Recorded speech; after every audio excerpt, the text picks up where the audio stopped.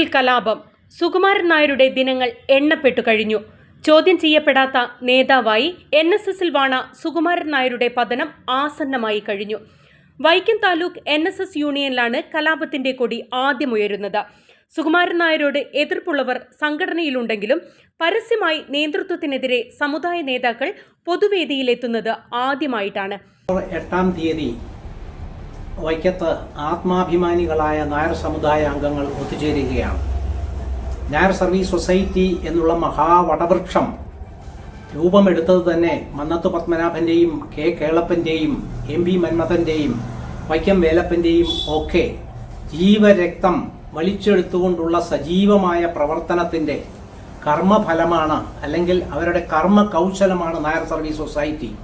എന്നാൽ കഴിഞ്ഞ 35 വർഷമായി ഈ സംഘടന കേരളത്തിന്റെ സാമൂഹിക വിദ്യാഭ്യാസ സാംസ്കാരിക പശ്ചാത്തലത്തിൽ അപജയം നേരിടുകയാണ്. ജനാധിപത്യപരമായി തെരഞ്ഞെടുക്കപ്പെട്ട പല താലൂക്ക് യൂണിയനുകളും പിരിച്ചുവിട്ട് അഡ്മിനിസ്ട്രേറ്റർ ഭരണം ഏർപ്പെടുത്തുകയും തുടർന്ന് തന്റെ മുന്നിൽ ഓച്ചാനിച്ചു നിൽക്കുന്ന ഒരാളുടെ നേതൃത്വത്തിൽ ഒരു കമ്മിറ്റി രൂപീകരിച്ച് ഭരണം നടത്തുന്നതുമാണ് സുകുമാരൻ നായർ സ്വീകരിച്ചിട്ടുള്ള തന്ത്രം. NSS രജിസ്ട്രാർ രൂപീകരിക്കുന്ന ഭരണസമിതികളിൽ ഭൂരിപക്ഷവും നിയന്ത്രിക്കുന്നത് അഴിമതിക്കാരായ നേതാക്കളായിരിക്കും. എന്തെങ്കിലും നക്കാപ്പിച്ചു കൊടുത്ത് അത്തരക്കാരെ തനിക്കൊപ്പം നിർത്താൻ സുകുമാരൻ നായർക്ക് എളുപ്പമാണ്. സുകുമാരൻ നായരുടെ ഭീഷണികൾക്കോ പ്രലോഭനങ്ങൾക്കോ വഴങ്ങാതെ ധീരമായി പ്രതികരിക്കാനാണ് തങ്ങളുടെ തീരുമാനമെന്ന് വൈക്കം താലൂക്ക് യൂണിയനിലെ കരയോഗ നേതാക്കൾ പറയുന്നു.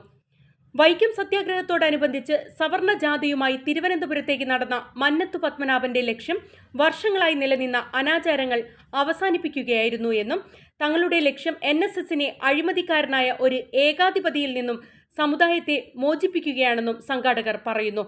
എല്ലാ തരത്തിലും എല്ലാ രംഗങ്ങളിലും അപജയം നേരിട്ടുകൊണ്ടും അപകർഷത ഏറ്റുവാങ്ങിക്കൊണ്ടും മുന്നോട്ടു പോകുന്ന ഈ സമൂഹത്തെ രക്ഷിക്കണമെങ്കിൽ 100 കോടി രൂപയുടെ ആസ്തികളുള്ള ഈ നായർ സർവീസ് സൊസൈറ്റിയെ രക്ഷിക്കണമെങ്കിൽ യുവജനങ്ങൾ മുന്നോട്ടിറങ്ങണം.